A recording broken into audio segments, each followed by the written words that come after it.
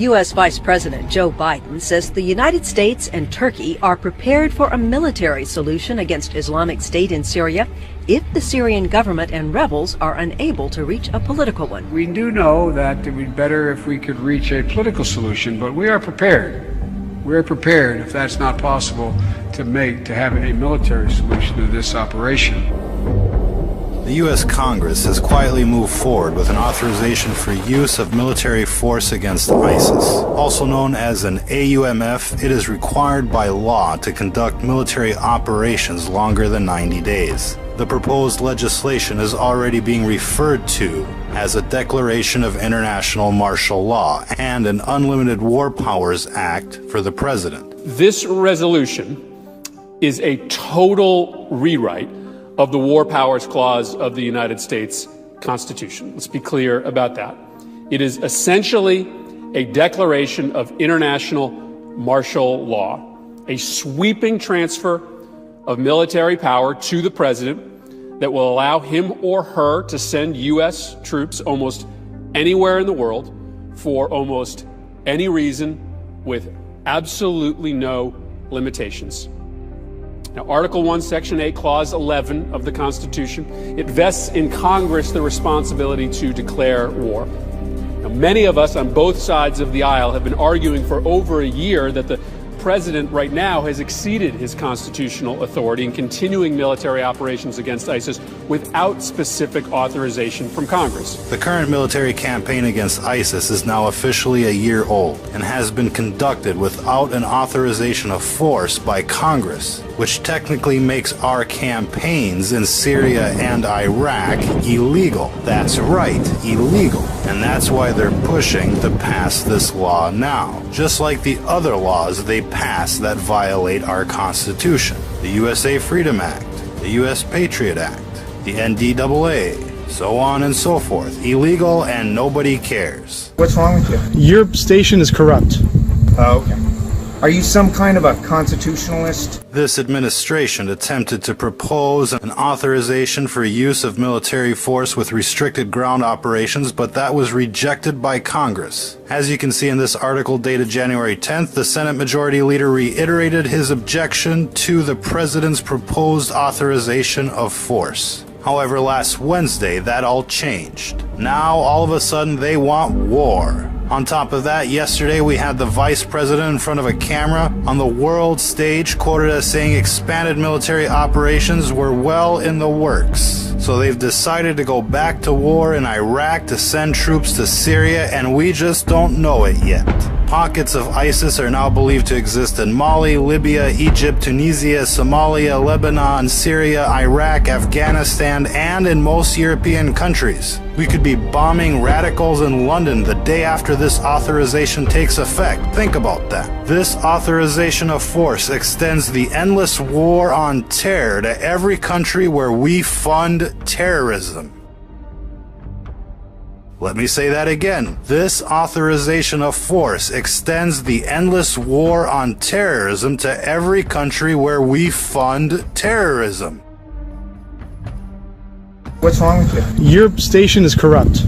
Oh, okay. Are you some kind of a constitutionalist? Can you tell us what the total number of trained fighters remains? It's a small number, and the ones that are in the fight is we're talking four or five. Are we going to supply air support for the people we train to fight ISIL?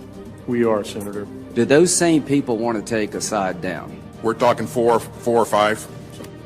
The ones that we are supporting right now are focused on ISIL. Do they have a goal to take a side down? Senator, I don't know. What do you mean you don't know? Well, the ones we're supporting, I don't know because it's a small number. Do you think most people in Syria want two things? They want to fight, they want to destroy ISIL and get rid of Assad, the person who's killed 250,000 of their family? Is that really a mystery? No, it's not. It's not a mystery. Okay, is Russia going to fight for Assad? Russia is fighting for Assad. Will Iran fight for Assad? They are doing that, sir. Will Hezbollah fight for Assad? They are doing that. When the people we train to fight ISIL turn on Assad, which they surely will, are we going to fight with them? to replace Assad? I can't answer that question, Senator. Can you answer it, Secretary Carter? Yeah, just to be clear, let's take the that day is coming. YPG Kurds. Do you see a scenario where the people in Syria don't take on Assad? The people that we are equipping. It's a small number.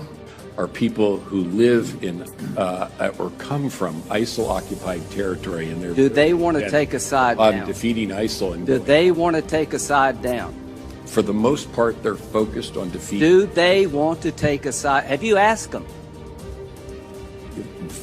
We know what their intent is, and it is to fight ISIL. Come on. They're fighting ISIL now. You know as well as I do, both of you know, that the average Syrian not only wants to destroy ISIL, but they're intent on destroying Assad because he's killed 250,000 of them. And here's the question for this committee.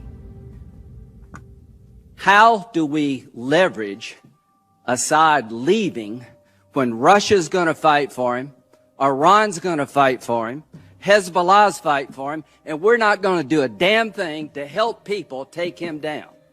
The Russians are conducting military operations in the Middle East for the first time since World War II. Bombing the people that we are supporting. It's a small number. Steve, let me just say this. It's an embarrassment. So with the additional steps I ordered last month, we're speeding up training of ISIL forces. A shocking story today, everyone, in the Wall Street Journal. It says our American dollars may be getting into the hands of ISIS. ISIL forces. The money is reportedly getting funneled through Iraq's central bank into Iranian banks and then possibly to terrorists. It's an embarrassment.